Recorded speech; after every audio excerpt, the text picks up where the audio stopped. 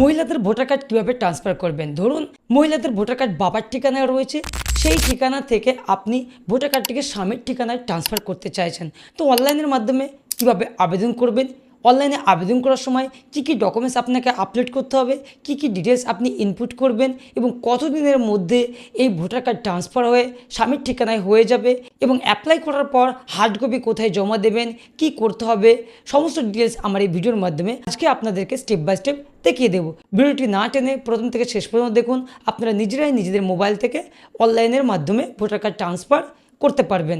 আপনাকে গুগলে ECI net এই ওয়েবসাইটটি ওপেন করে নিতে হবে। এটা ইলেকশন কমিশনের মেন ওয়েবসাইট। তারপর উপরে দেখতে পাচ্ছেন log in and sign up রয়েছে। আপনার যদি অলরেডি সাইন আপ করা থাকে তাহলে লগ ইনে ক্লিক করবেন, যদি না থাকে আপনি সাইন আপে ক্লিক করবেন। সাইন আপে ক্লিক করে আপনার মোবাইল নম্বর এখানে বসিয়ে ক্যাপচা বসিয়ে আপনি কন্টিনিউ করে আপনার নাম সারনেম বসিয়ে বাই ওটিপি দ্বারা আপনি সাইন আপ করে নেবেন। আমার যেহেতু সাইন আপ অলরেডি রয়েছে আমি লগ ইনে ক্লিক করছি। লগ ইনে ক্লিক করার পর এখানে আমার মোবাইল নম্বরটি আমি এখানে বসিয়ে দেবো। বসিয়ে দেওয়ার পর যে ক্যাপচাটি রয়েছে সেই ক্যাপচাটি যেমন যা রয়েছে আমি হুবহু তেমন বসিয়ে আমি রিকোয়েস্ট ওটিপিতে ক্লিক করব। রিকোয়েস্ট ওটিপিতে ক্লিক করার পর আমার মোবাইলে ওটিপি চলে আসবে। সেই ওটিপিটা কিন্তু আমি এখানে বসাবো। তো আমি ওটিপিটা এখানে বসিয়ে দিচ্ছি। ওটিপি বসানোর পর এখানে ভেরিফাই অ্যান্ড লগ ইনে ক্লিক করবো। ভেরিফাই অ্যান্ড লগ ইনে ক্লিক করার পর দেখুন আমার কিন্তু এটা লগ ইন হয়ে গেছে, মানে ড্যাশবোর্ডে লগ ইন হয়ে গেছে। এখানে দেখতে পাচ্ছেন আমার নাম রয়েছে এবং লগ আউট এবং প্রোফাইল শো করছে। তো এইবার আমি কি করব, আমি যেহেতু আজকে কি দেখাবো মহিলাদের ভোটার কার্ড আমি স্বামীর ঠিকানা থেকে বাবার ঠিকানা থেকে স্বামীর ঠিকানায় শিফটিং করব বা ট্রান্সফার করব। তার জন্য আমি কি করব, ফিল ফর্ম 8 রয়েছে, এই ফিল ফর্ম 8-এ ক্লিক করব। বুঝতে পারলেন? তো একই পদ্ধতিতে আপনারা কিন্তু ভোটার কার্ডের ভুল সংশোধন করতে পারবেন। তো এখানে আপনার সেলফ হলে সেলফে ক্লিক করবেন, না হলে আদার্সে ক্লিক করে আপনি আপনার ওয়াইফের মানে মহিলার ভোটার কার্ডের নম্বরটি কিন্তু এখানে এন্টার করতে হবে। তো আমি মহিলার ভোটার কার্ড নম্বরটি এখানে এন্টার করছি, মানে যে মহিলার আমি বাবার বাড়ির ঠিকানা থেকে স্বামীর বাড়ির ঠিকানায় ভোটার কার্ডটি শিফটিং করছি সেই মহিলার ভোটার কার্ড নম্বরটি এখানে বসাবো। বসানোর পর এখানে সাবমিটে ক্লিক করব। সাবমিটে ক্লিক করার পর এখানে ওনার নাম, বাবার নাম বা হাজব্যান্ড নেম সমস্ত কিছু কিন্তু এখানে শো করবে, অ্যাসেম্বলি পার্ট নাম্বার সমস্ত কিছু শো করবে। তারপর কি আছে, আমি ওকেতে ক্লিক করব। ওকেতে ক্লিক করার পর এখানে 4টি অপশন আছে। অ্যাপ্লিকেশন ফর শিফটিং রেসিডেন্ট, মানে এইটার মাধ্যমেই কিন্তু আপনারা বাবার বাড়ির ঠিকানা থেকে ভোটার কার্ড বাবার বাড়ির থেকে স্বামীর বাড়িতে আপনারা শিফটিং করতে পারবেন, প্রথমে যেটা রয়েছে। তারপর আপনার সেকেন্ডে যেটা রয়েছে এটার মাধ্যমে কি করতে পারবেন, আপনার ভোটার কার্ডে কোনো রকম ভুল থাকলে নাম, ডেট অফ বার্থ, বাবার নাম বা husband name, address, phone number সমস্ত কিছু এই কারেকশন অফ এন্ট্রিজে ক্লিক করে আপনারা করতে পারবেন।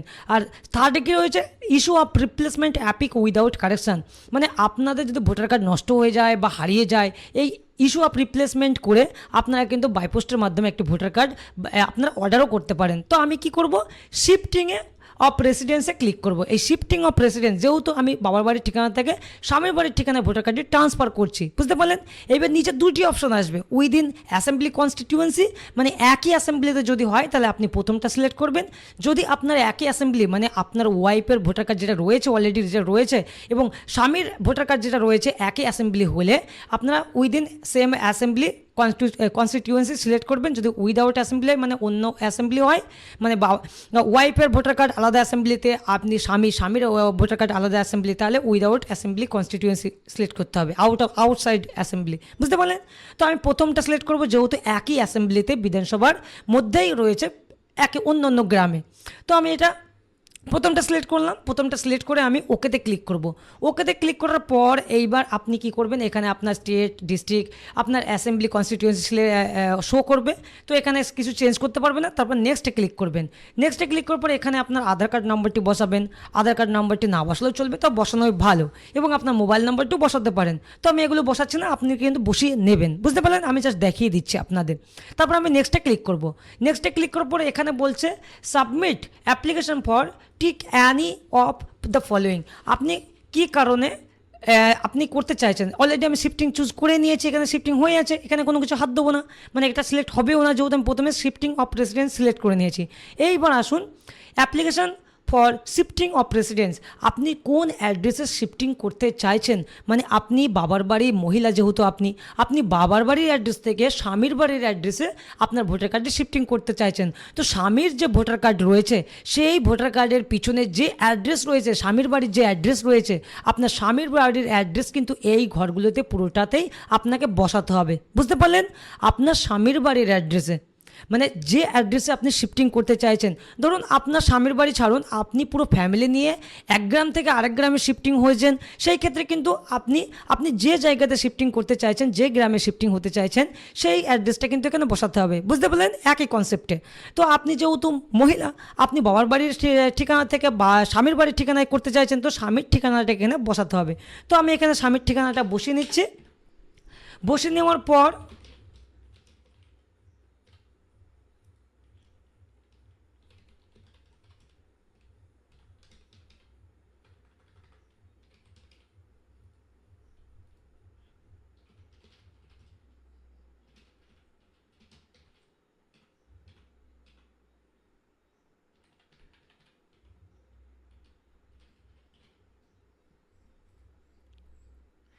দেখুন, আমি কিন্তু অ্যাড্রেসটা বসিয়ে নিলাম। এখানে কিন্তু অ্যাড্রেস এন্টার করার সাথে সাথে আমার কিন্তু বাংলাগুলো চলে আসলো। বাই চান্স আপনাদের যদি বাংলাতে মিস্টেক থাকে, ধরুন এখানে যে পাড়া বানানটা রয়েছে আপনি দেখতে পাচ্ছেন, পাড়া বানানটা কিন্তু পয়াকা রয়াকা রয়েছে, কিন্তু হবে কি পয়াকা মুরায়াকা।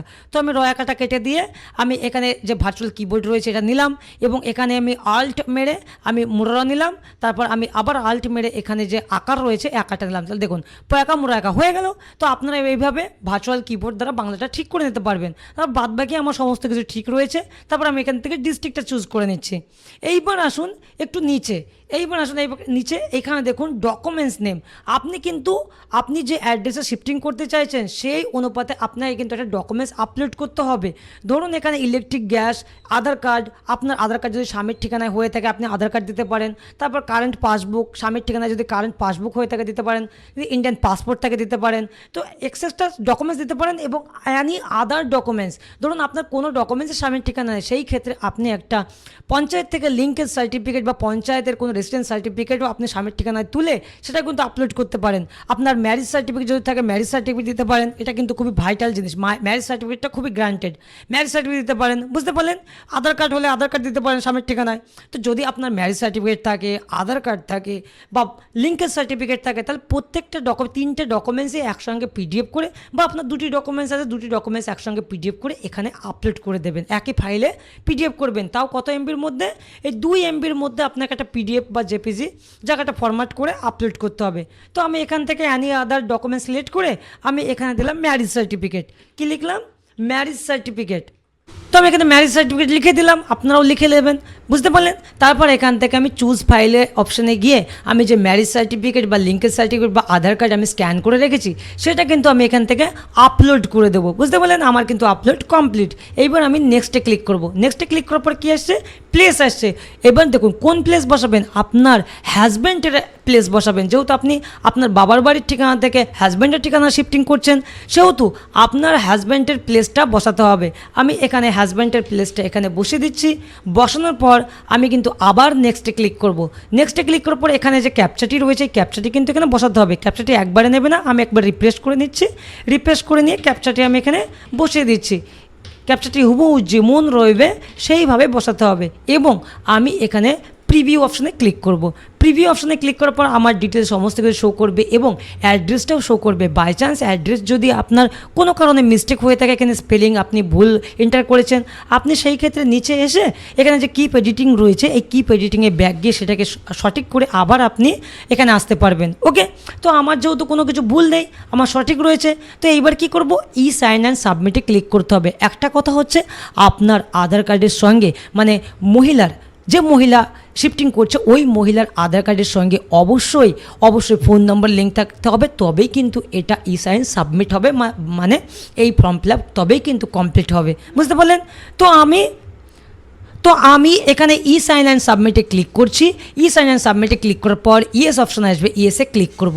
ইয়েসে ক্লিক করার সাথে সাথে এখানে কিন্তু আপনার সামনে আধারের ই সাইন অপশান চলে আসবে। আপনি আধার কার্ডের নম্বর বসাতে হবে। দেখুন এখানে কিন্তু আধার কার্ডের ই সাইন অপশন খুলে গেছে। এখানে আপনি আপনার আধার কার্ড, আপনি আপনার বলতে আপনি মহিলা, আপনার আধার কার্ড, আপনি যেহেতু ফর্মটি ফিল আপ করছেন ফর্ম 8 বা শিফটিং করছেন, আপনি আপনার আধার কার্ডটি এখানে বসাবেন, নম্বরটি বসাবেন। নম্বরে বসানোর পর আপনার আধার কার্ডের সঙ্গে যে মোবাইল নাম্বার লিঙ্ক রয়েছে সেই মোবাইলে একটা ওটিপি যাবে, সেই ওটিপিটা এখানে বসিয়ে এখানে সাবমিট অপশনে ক্লিক করতে হবে।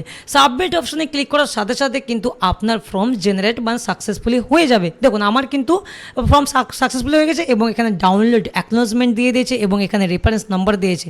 আমি এই অ্যাকনোলেজমেন্টটা মানে এই ডাউনলোড অ্যাকনোলেজমেন্ট রয়েছে এটা ডাউনলোড করে নেব এবং এর একটা কপি প্রিন্ট আউট করে নিয়ে আমার হাজব্যান্ডের অ্যাড্রেসের যে বিওলো রয়েছে, হাজব্যান্ড অ্যাড্রেস নতুন যে অ্যাড্রেসে আমি শিফটিং করলাম সেই অ্যাড্রেসের যে বিওলো রয়েছে সেই বিওলোকে আমি জমা করব।